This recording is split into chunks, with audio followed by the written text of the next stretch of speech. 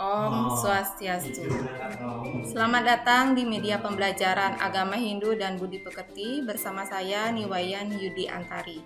Nah, pada pertemuan kali ini kita akan membahas tentang sejarah perkembangan agama Hindu di Asia. Nah, adapun capaian pembelajaran kita kali ini adalah menguraikan perkembangan sejarah Hindu di Asia dan mengupayakan pelestarian peninggalan sejarah Hindu di Asia. Kemudian tujuan dari pembelajaran kita kali ini adalah peserta didik mampu menjelaskan sejarah agama Hindu di Asia. Nah, anak-anak, semua yang ada di alam semesta ini, baik itu manusia, negara, dan agama, tidak terlepas dari sejarahnya masing-masing. Nah, kehidupan sejarah berlaku pada semua hal, begitu pula dalam kehidupan beragama. Nah, pada kali ini Ibu akan membahas tentang sejarah perkembangan agama Hindu di Asia, khususnya sejarah perkembangan agama Hindu di India. Nah, agama Hindu pertama kali berkembang di India, diawali dengan kedatangan bangsa Arya ke lembah Sungai Sindhu melalui Khyber Pass atau celah Khyber. Kemudian mereka menetap di sekitar aliran lembah Sungai Sindhu. Nah, di mana aliran lembah Sungai Sindhu ini merupakan daerah yang sangat subur karena dilalui oleh beberapa sungai-sungai besar.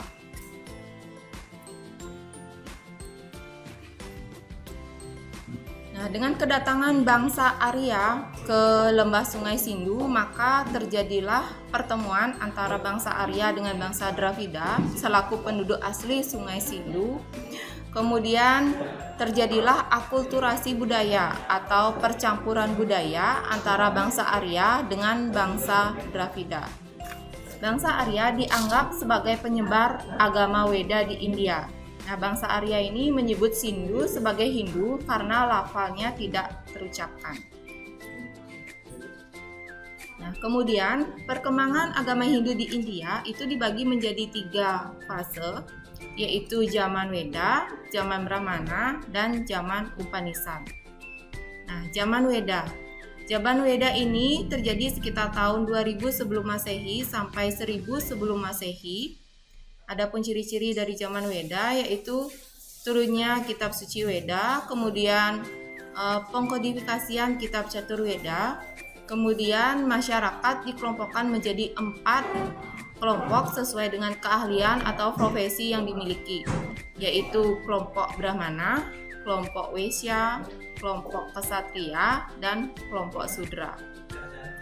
Kelompok Brahmana adalah masyarakat atau orang-orang yang ahli di bidang ilmu agama, sedangkan kelompok Waisya adalah masyarakat yang ahli di bidang perekonomian atau perdagangan, sedangkan kelompok Ksatria adalah orang-orang yang ahli di bidang pemerintahan atau ilmu tata negara.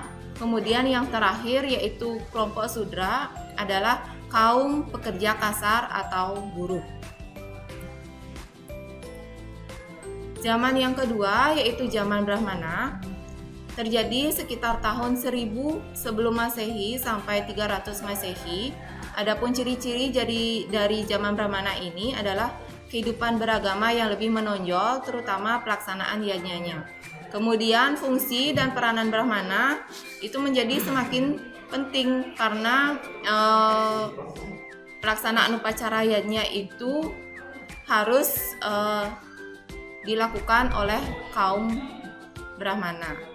Mengaturkan persembahan kepada para dewa itu harus melalui kaum Brahmana. Kemudian masyarakat menjadi sangat bergantung sepenuhnya kepada kaum Brahmana. Yang ketiga yaitu zaman Upanishad.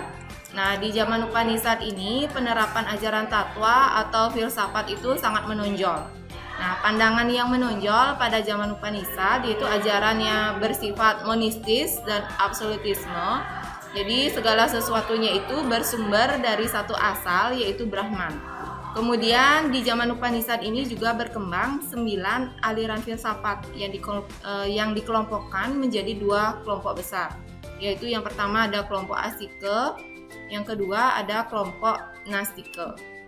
Jadi kelompok Astike ini adalah kelompok-kelompok yang mengikuti dan mempercayai kitab suci Weda, sedangkan kelompok Nastika ada kelompok yang tidak mengikuti dan tidak mempercayai isi dari kitab suci Weda.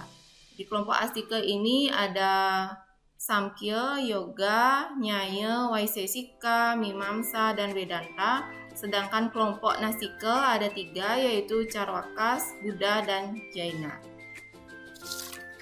Nah, anak-anak, untuk memperdalam pemahaman materi kali ini, coba kalian jawab pertanyaan berikut. Nah, demikian video pembelajaran kali ini. Sampai jumpa lagi di video pembelajaran berikutnya. Akhir kata, saya ucapkan terima kasih. Om Santi Santi Santi.